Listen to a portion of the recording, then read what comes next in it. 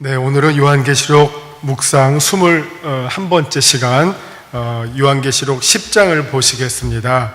계시록 10장 1절부터 11절까지 먼저 읽고 공부를 시작합니다. 10장 1절입니다.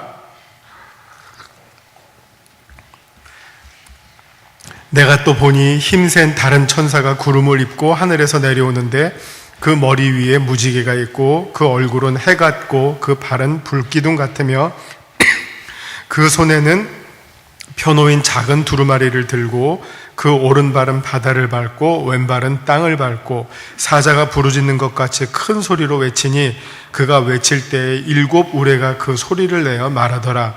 일곱 우레가 말을 할 때에 내가 기록하려고 하다가 곧 들으니 하늘에서 소리가 나서 말하기를 일곱 우레가 말한 것을 인봉하고 기록하지 말라 하더라.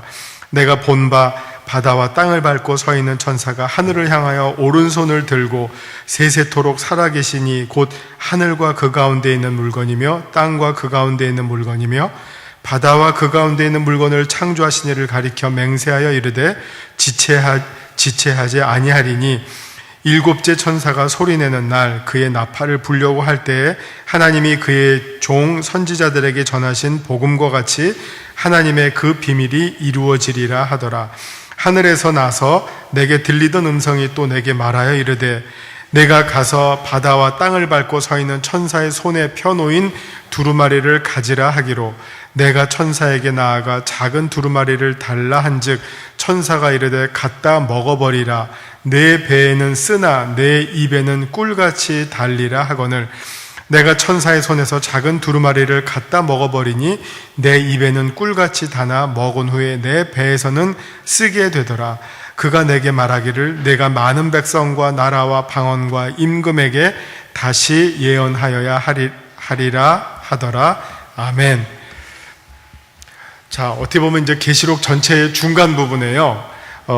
요한이 다시 한번 하나님의 그 계명을 받고 그 계명을 전할 어떻게 보면 이제 신탁이라고 하는 말로 표현하는데요. 신탁을 위한 어떻게 보면 재임명, 재신임에 해당되는 본문이 오늘 요한계시록 10장의 내용입니다. 그래서 지금까지 공부하신 거를 좀 기억하실지 모르겠지만 이 두루마리 얘기가 앞에서 몇 장에 나왔냐면요. 5장에 나왔었어요. 5장에 이제 두루마기를 손에 쥐고 있는데 누가 저거를 펴지 하면서 이걸 가지고 요한이 안타까워할 때 한 장로가 걱정 마라 어린 양이 그 두루마리를 펴실 것이다 했을 때 그 두루마리가 나오고요. 지금 10장에서 두 번째 두루마리가 등장하게 됩니다. 그래서 이 두루마리 헷갈리는데 두루마기는 옷이고요. 두루마리는 이렇게 돌돌돌돌 많은 글이죠. 그래서 이 두루마리가 5장의 것과 같은 것이냐 다른 것이냐 하는 거에 대해서 이제 또 많은 논란이 있는데 뭐 같은 두루마리라고 보아도 크게 문제가 없을 그런 내용이 되겠습니다. 10장의 이제 1절에 이렇게 시작이 되죠. 내가 또 보니 힘센 다른 천사가 나와요. 근데 천사가 하도 많이 나오니까 그냥 읽으시면서 뭐 또 한 천사 나오는구나 하고 뭐 그러려니 하실 것 같은데요. 그 천사가 나오는 장면도 한번 이렇게 주목해서 보시면 이 천사는 조금 달라요. 그래서 이제 물론 앞에 힘센 다른 천사라고 이제 설명이 나오는데 이 천사를 설명하고 있는 이 서술하는 내용을 보면 조금 다르다고 하는 게 이 천사를 이렇게 설명하고 있습니다. 구름을 입고 있고요. 하늘에서 내려오고요. 그 머리 위에 무지개가 있고요. 얼굴은 해 같고 발은 불기둥 같고요. 그 다음에 두루마리를 들고 있고 오른손은 바다를 밟고 왼발은 땅을 밟고 있어요.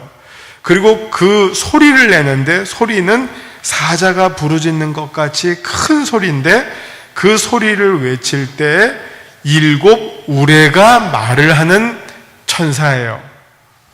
너무 빵빵한 천사 아니에요? 그래서 많은 여러 학자들이 이 천사는 거의 그리스도를 말하는 거 아니겠느냐 그 정도로 얘기해요. 왜냐하면 이제 구약에서는 천사라고 하는 표현이 경우에 따라서는 하나님을 가리킬 수도 있어요.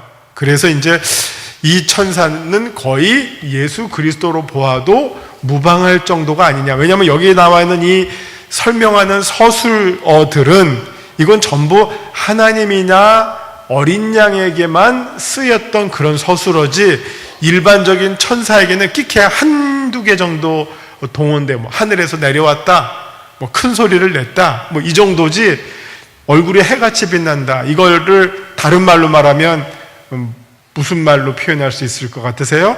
영광이란 말이에요. 영광. 그 얼굴에 영광이 있었다. 영광이라는 말은 하나님에게만 쓰는 말이지 어떤 피조물에게도 영광이라는 말을 쓰지를 않아요. 우리 목사님 참 은혜롭게 설교하시는데 영광스러워. 이거는 아니죠. 그렇죠?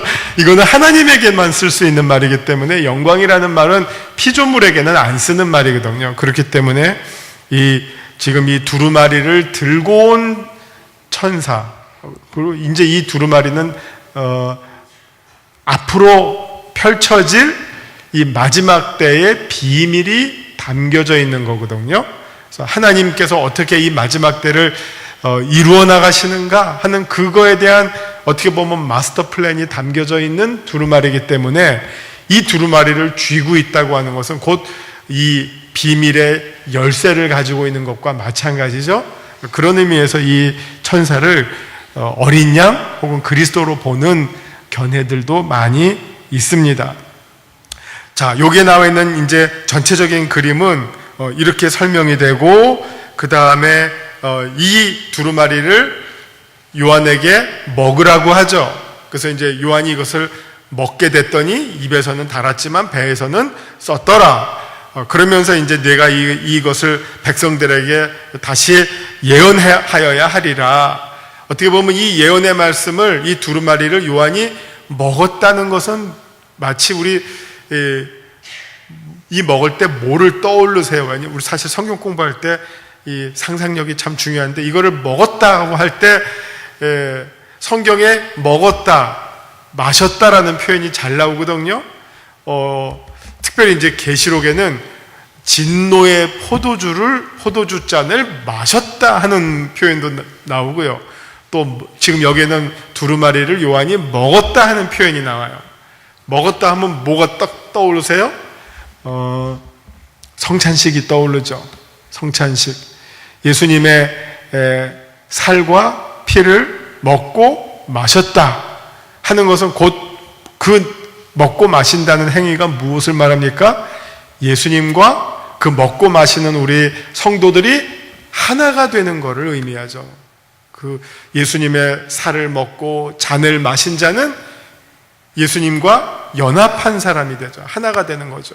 예수님과 우리가 하나가 되는 몇 가지 채널이 있어요. 여러분 쉽게 생각하실 수 있는 채널은 기도하면 하나가 되는 거죠.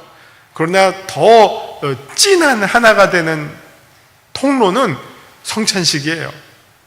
그 살을 먹고 그 피를 마시면 예수님과 우리가 하나가 되는 거죠. 이거를 하려면 그 전제 조건이 있어야 돼요. 그게 무엇이었죠? 세례를 받아야 되겠죠. 세례가 무엇이에요? 예수님과 내가 하나가 되는 사건이죠. 하나가 된 사람에게 계속적으로 하나가 됨을 유지할 수 있는 길이 성찬식이고, 그 성찬식은 예수를 우리가 먹고 마시는 거죠. 그렇죠? 그런 것처럼 지금 요한이 이거를 먹었다고 해요. 그러면 이 말세의 비밀이 담겨져 있는 두루마리를 요한이 먹었다고 하는 것은 이 말씀과 요한이 하나가 됐다는 거죠.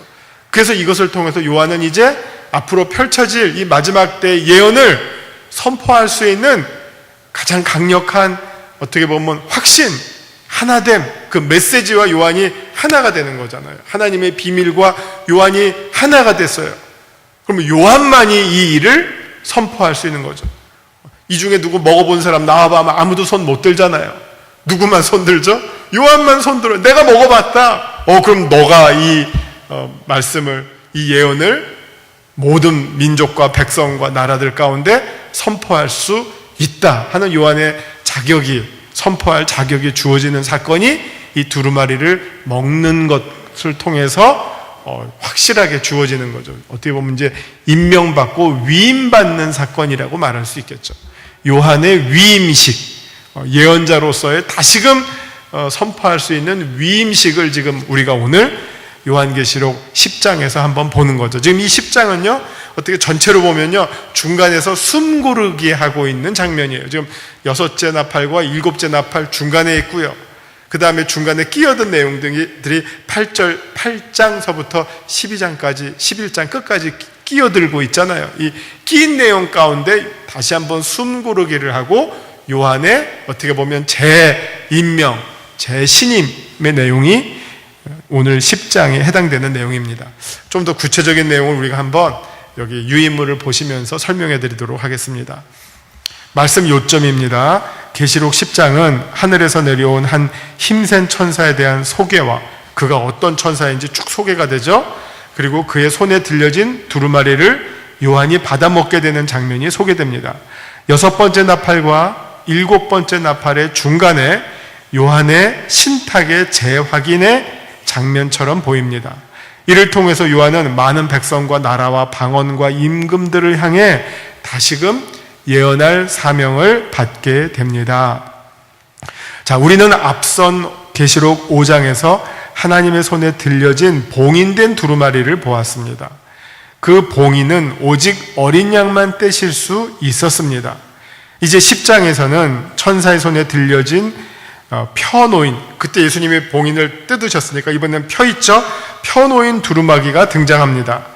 여기에 등장하는 천사에 대한 묘사는 그가 하늘과 땅과 바다 그 가운데 사자처럼 부르짖고 7 우레소리를 발하게 된다는 내용인데, 이 내용은 하늘로부터 특별한 메시지를 전달할 사신으로 이 천사가 등장하고 있음을 보여줍니다. 이 우레소리라고 하는 거는요, 시편 29편 3절에 나와요. 한번 찾아보실게요. 시편 29편 3절.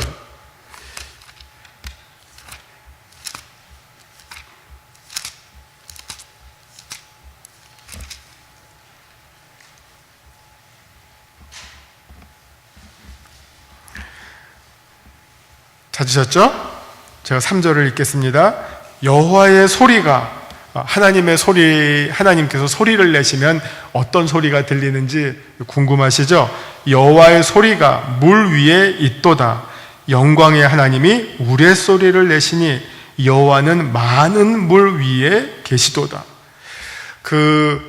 이게 문제는 우리들에게는 구약 성경이 아주 익숙하지 않아요. 그렇죠?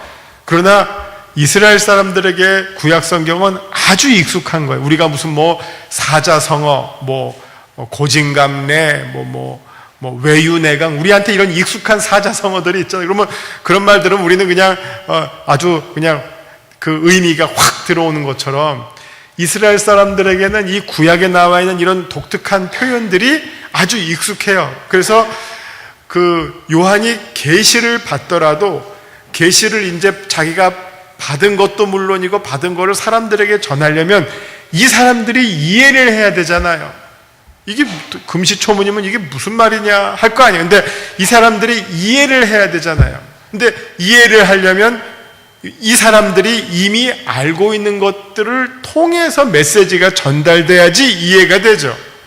그러려면 이제 하나님의 이 음성을 설명하려면 어디를 인용하면 되겠어요? 그럴 때 시편 29편 3절 같이 지금 하나님의 소리를 표현하고 있는 구약에 있는 이 시편의 내용이 쓰여지는 거죠. 하나님의 소리는, 이 천사의 소리가 하나님의 소리를 우리에게 전달해 주는데 그 소리는 7 우레소리와 같다.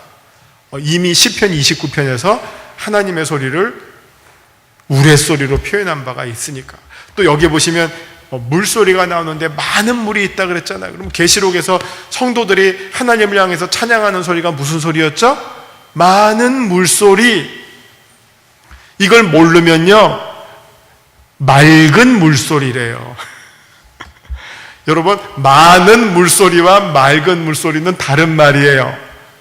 근데 우리가 이 지금 시편 29편 3절에서 이 하나님의 소리를 많은 물소리로 표현한 것을 모르면 그냥 우리 상식적으로 하나님을 찬양하는 소리 맑아야 되지, 그러니까 맑은 물소리여야 할 거야, 뭐 꾀꼬리 같은, 이거 다 우리가 아는 식대로 설명하는 거지만 아니에요. 계시록에 나오는 성도들이 하나님을 찬양하는 소리는 많은 물소리예요. 왜? 만입이 다 있더라도 하나님의 영광을 찬양하기가 부족할 만큼 하나님의 영광은 어마어마해요. 그래서 그 소리는 목이 터져라 하고 외치게 되는 소리예요. 모든 피조물들이 다 올려드리는 찬송이에요. 그래서 그 소리는 마치 뭐 나야가라 폭포를 향해서 물러가라 할 정도로 그 큰 소리로 하나님을 찬양한다는 거예요. 그래서 계시록에 나오는 이 소리는 많은 물소리고 우레소리예요. 우레소리도 강조해서 7 우레소리라고 말하고 있어요. 자, 하나님의 음성도 7 우레소리처럼 우리에게 전달된다는 것입니다. 그 소리를 요한이 들을 때 어떠했을 것 같아요? 막 7 우레소리가 우리 귓전에서 들려진다 하면 귀가 뭐 고막이 터질 정도로, 온 모골이 다 설 정도로 경륜이 일어날 것 같아요. 그죠? 경련이 일어날 정도로 그 소리가 어마어마하고, 그 소리는 내 심장과 골수와 오장육부를 찌르는 소리가 될 거예요. 거역할 수 없는 소리. 그 소리를 이제 요한이 듣는다는 겁니다. 또한 계시록 5장과 10장에서 2개의 두루마리를 소개하는 원어는 비록 서로 약간 다르지만 그 내용은 동일한 것으로 판단됩니다. 요한은 그 두루마리를 먹도록 명령받고 먹게 됩니다. 그러자 입에는 달았지만 배에서는 쓴맛을 내게 되어 고통을 받게 됩니다. 자, 이 표현이 나오니까 이게 지금 이 표현은 한국 사람들을 위해서 쓴 거는 아니란 말이에요. 처음에 우리는 이 표현 보면 뭐가 생각이 나죠? 일단은 고진감래, 뭐 입에 쓴 약이 몸에는 좋다, 뭐 이런 거. 그다음에 혹시 뭐 이게 맛있게 먹었는데 나중에 여름에 썩은 음식 먹어서 배탈 난 거 아니야? 뭐 이런 식으로 우리가 이제 이거를 해석하는데 아니에요. 그렇게 해석하면 안 됩니다. 지금 이 해석법은 전혀 우리가 경험했던 그런 내용으로 지금 이 해석을 하는 게 아니라, 입에는 달고 배에는 썼다라는 말은 지금 우리가 알고 있는 거 다 떨쳐버리고요. 이 말씀이 우리가 나한테 어떻게 적용이 되냐, 나의 입에는 달지만 배에는 썼다는 말은, 이거는 마치 이렇게 읽어야 된다는 거죠. 하나님의 자녀들이 여기서는 입이에요. 입. 그리고 하나님을 믿지 않는 사람들은 배예요. 배. 이게 내 몸에 2개의 기관이 있어요. 입이라는 기관이 하나 있고 배라는 기관이 하나 있어요. 마치 이 세상에 2 종류의 사람이 있는 것 같아요. 입에 해당하는 사람, 배에 해당하는 사람. 근데 이 하나님의 비밀이 펼쳐지게 될 때 하나님의 자녀들에게는 이 비밀이 꿀과 같이 달아요. 왜? 우리에게는 그때가 구원의 시간이기 때문에, 하나님으로부터 보호받고 구원받는 시간이기 때문에 우리에게는 이것은 복음이에요. 이 비밀은 복음이에요. 복된 소식이에요. 기쁜 소식이에요. 그래서 우리에게는 달아요. 그러나 저 아래 배에 속한 사람들, 다른 데에 있는 사람들에게는 이 복음은 쓰디쓴 심판이에요. 그래서 써요. 그들에게는 이 비밀이 펼쳐질 때가 어느 순간이죠? 저주받는 시간이고 심판으로 떨어지는 시간이에요. 그들에게는 쓸 수밖에 없어요. 더 이상 되돌이킬 시간이 없어요. 근데 문제는 우리가 계시록을 보면 이 악인들은 심판을 받을 때도 회개를 하기는커녕 자기들이 잘났다고 하거나 전혀 회개를 하지 않는다고 하죠. 정말 쓴 사람들이에요. 이 말이 요한이 먹었을 때 입에는 쓰고 입에는 달고 배에는 썼다는 말이 바로 이런 내용이에요. 하나님의 비밀이 펼쳐질 때 하나님의 자녀들에게는 이것은 복음, 기쁜 소식이지만 하나님의 자녀가 아닌 사람들에게는 이것은 무섭고 두렵고 쓴 심판과 저주의 집행이 될 것이다. 그래서 쓸 것이다 하는 말입니다. 자, 그러자 입에는 달았지만 배에서는 쓴맛을 내게 되어 고통을 받게 됩니다. 여기서 우리는 자칫 여름철에 부패한 음식을 잘못 먹고 배탈 나는 경험을 떠올리면서 그런 현상과 같이 연결지어서 해석하려는 유혹을 받게 되지만 본문의 내용은 그것과는 다른 상황입니다. 마치 먹으면 안 될 것을 모르고 먹게 된 난감한 상황을 말하고 있는 것처럼 본문을 이해하면 잘못된 해석으로 이어지게 됩니다. 여기서 입과 배는 서로 다른 주체를 나타내고 마지막 때의 심판의 재앙이 입, 하나님의 백성들에게는 구원의 기쁜 소식인 반면 배, 하나님을 인정하지 않는 악한 자들에게는 로마를 가리키겠죠. 에게는 심판의 고통이 된다는 상반된 결과를 보여주는 말씀입니다. 이제 요한은 마지막 때에 하늘로부터 내려온 천사로부터 그 때의 비밀이 기록된 두루마리를 먹고 거기에 적힌 내용들을 소화하여 예언하게 됩니다. 요한이 두루마리를 먹었다는 내용은 아모스서 3장 7절과 에스겔서 2장 9절에서 3장 3절, 에스겔서 2장 8절부터도 시작되는데요. 그 일과 연관이 있어요. 그래서 한번 에스겔서를 한번 찾아보겠습니다. 에스겔서 2장 8절부터, 이게 구약 1152페이지입니다. 구약 1152페이지. 이 두루마리를 먹는 장면이 나와요. 에스겔이. 이미 에스겔이 두루마리를 먹으면서 하나님의 메시지를 받았던 것처럼 이제 이때에는 요한이 똑같이 두루마리를 먹고 하나님의 예언의 메시지를 받게 되는 거죠. 그래서 요한이 이 두루마리를 먹는 경험이 이미 이 구약에서부터 하나님의 특별한 종들에게 주어졌던 사건이었다. 자, 에스겔서 2장 8절. 이거 에스겔이 역시 하나님으로부터 신탁을 받는 장면인데 8절부터 제가 3장 3절까지 읽겠습니다. 너 인자야, 내가 네게 이르는 말을 듣고 그 패역한 족속같이 패역하지 말고 내 입을 벌리고 내가 네게 주는 것을 먹으라 하시기로 내가 보니 보라, 한 손이 나를 향하여 펴지고 보라, 그 안에 두루마리 책이 있더라. 그가 그것을 내 앞에 펴시니 그 안팎에 글이 있는데 그 위에 애가와 애곡과 재앙의 말이 기록되었더라. 또 그가 내게 이르시되 인자야, 너는 발견한 것을 먹으라. 너는 이 두루마리를 먹고 가서 이스라엘 족속에게 말하라 하시기로 내가 입을 벌리니 그가 그 두루마리를 내게 먹이시며 내게 이르시되 인자야, 내가 내게 주는 이 두루마리를 내 배에 넣으며 내 창자에 채우라 하시기에 내가 먹으니 그것이 내 입에서 달기가 꿀 같더라. 상당히 동일한 패턴이 이미 에스겔에서 등장하는 것을 보시게 되죠. 그랬던 것처럼 바로 요한이 그 일로 부름받고 그 일을 할 도구로 쓰임을 받게 됨을 나타내주고 있습니다. 내게 주시는 교훈은 무엇입니까?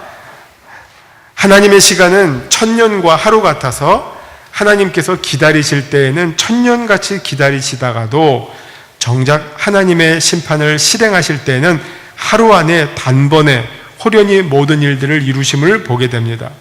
베드로 후서를 3장을 보시면 천년과 하루의 이 방정식이 등장이 되죠. 오늘 본문 6절 하반부와 7절에서 지체하지 아니하리니 일곱째 천사가 소리내는 날 그의 나팔을 불려고 할 때에 하나님이 그의 종 선지자들에게 전하신 복음과 같이 하나님의 그 비밀이 이루어지리라 하더라. 에서처럼 이제 일곱 번째 나팔이 울려 퍼지는 순간 하나님의 일들이 순식간에 펼쳐지게 될 것임을 알려줍니다. 따라서 우리는 결코 때를 놓치는 일이 있어서는 안 되겠습니다. 요한이 먹게 된 두루마리는 시편 119편의 말씀을 떠오르게 합니다. 시편에서 아주 제일 긴 시편인데 하나님의 말씀과 관련된 시죠. 우리가 평소에 주님의 말씀을 천천 금은보다 더 소중하게 여기고 119편 72절의 내용입니다. 그리고 주의 법도를 너무나 사랑하여 종일 작은 소리라도 읊조리며 주의 계명과 항상 함께 살아간다면, 이게 여러분 괄호 안에 11편 97, 98인데 구자가 빠졌어요. 119편 97, 98이에요. 그리고 그 말씀이 우리에게 발소리라도 그 말씀이 우리에게 발의 등이고 길의 빛이 되며 119편 105절, 구자가 빠졌습니다. 그리고 입의 꿀보다 더 달게 될 것입니다. 119편 103절. 그런 자들에게 하나님의 마지막 심판은 구원의 기쁜 날이 될 것입니다. 그러나 하나님의 말씀을 업신여기고 말씀대로 살지 않는 자들에게는 그날은 가장 고통스럽고 쓰디쓴 날이 될 것입니다. 이게 오늘 우리가 요한계시록 10장을 보시면서 함께 나누고 싶은 말씀입니다. 이제 기도하시고 마치겠습니다. 주여, 우리가 때를 분별할 뿐만 아니라 그 날이 오기를 기다리며 깨어있는 자들이 다 되게 하여 주옵소서. 늘 주님의 말씀을 의지하고 주님의 말씀을 읽고 읽은 바대로 살아가는 저희들 되게 하여 주시옵소서. 주님의 말씀과 우리의 삶이 하나가 되게 하시고 우리의 말과 행동이 하나가 되는 성도의 삶을 살게 하여 주시옵소서. 예수님 이름으로 기도합니다. 아멘.